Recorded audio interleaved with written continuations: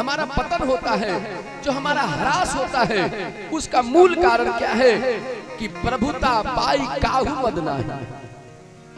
जैसे कुर्सी मिल गई, पंडित जी को लोग प्रणाम करने लगे, अभिमान हो गया। प्रकाश जी की प्रतिष्ठा होने लगी, प्रकाश बहुत अच्छा लड़का है, बस अभिमान हो गया। नहीं, आपके अंदर जो अभिमान हो वो पतन का कारण है। अभिमान नहीं, स्वाभिमान होना चाहिए। स्वाभिमान कैसा? अरे आप मुझे बड़ा कहो, ये आपका स्वाभिमान नहीं, ये मेरा स्वाभिमान नहीं है। अगर हम यही सोचते रहे मैं बड़ा हूं, मैं श्रेष्ठ हूं, मैं ही ज्ञानी हूं, तो वह कभी हमारा उत्थान का कारण नहीं बनता, वह पतन का ही कारण बनता है भैया। इसलिए रावण जैसे ज्ञानी, रावण जैसे श्रेष्ठ भगवान राम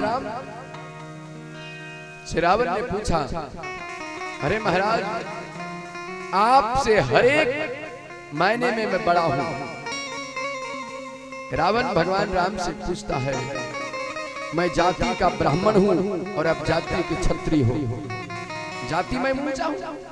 भगवान ने कहा बिल्कुल श्रेष्ठ आप हो।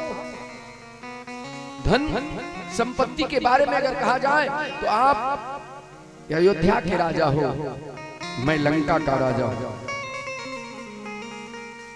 और संपत्ति, अरे अयोध्या में 2, 4, 10, 20 किलो सोना होगा, लेकिन लंका में जहां का मैं राजा हूं वहां तो एक एक ईंट सोने की बनी है।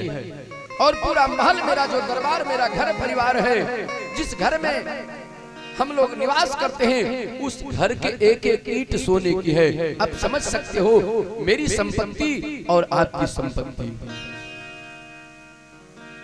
मैं आपसे हर एक मायने में श्रेष्ठ हूं। मैं जाति का ब्राह्मण हूं, संपत्ति में मैं बहुत धनवान हूं, ज्ञानी में, पढ़ाई लिखाई में तो शास्त्र कहता रावण जैसा कोई विद्वान आज तक नहीं हुआ, न होगा न हुआ।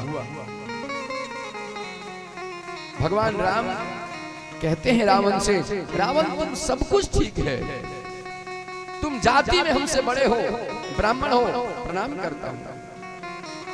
धन बोले संपत्ति में हमसे बहुत अधिक है तुम्हारा, और विद्वता में, पढ़ाई लिखाई में हमसे बहुत अधिक डिग्री है आपके पास, परंतु